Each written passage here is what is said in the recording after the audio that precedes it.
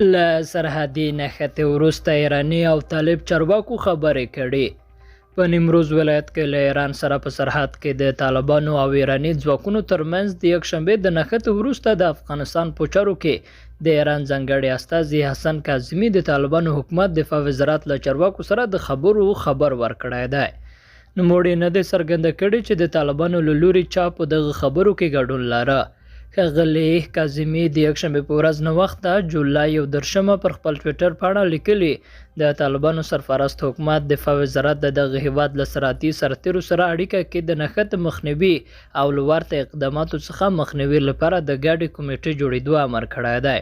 په نیمروز ولایت کې د طالبانو د امنیې قمندانۍ ویاند بهرام حقمل تېره ورځ له رویټرز خبري اژانس سره خبرو کې د طالب او ایراني سرتیرو ترمنځ نښته تایید کړې وه. هغه ویلي و چې په دغه نښته کې د دوی لخوا یو تن وژل شوی او یو بل ټپي شوی دی.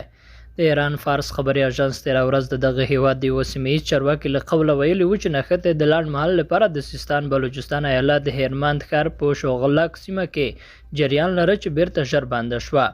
د تصنیم خبري اژانس وایي چې جګړه هغه مهال پیل شوه چې طالب جنګیالیو په داسې یوې سیمه کې د خپل بیرغ د ودرولو هڅه کوله چې د افغانستان برخه نه وه. خو په نیمروز ولایت کې د طالبانو سیمه ییزو مسؤلینو ایراني سرتیري د نښتې په پیلېدو تورن کړي او ویلي دي چې هغوی د یاد ولایت په کاناګ ولسوالۍ کې د طالبانو د ګزمې پر موټر ډزې کړي دي.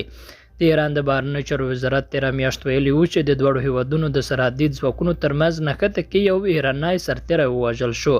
تر دې مهاله د طالب او ایراني سرتیرو ترمنځ د تېرې ورځې د نښتې رامنځته کېدو اصلي انګیزه لا سمه نه ده روښانه شوې او د طالبانو د بهرنیو چارو وزارت هم تر دا مهاله په دې اړه څه نه دي ویلي.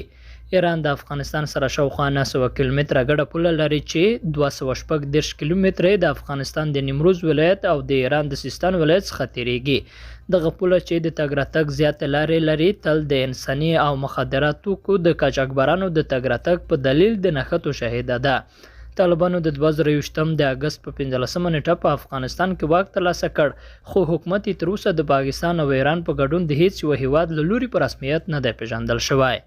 درنو لیدونکو له ملتیا مو مننه.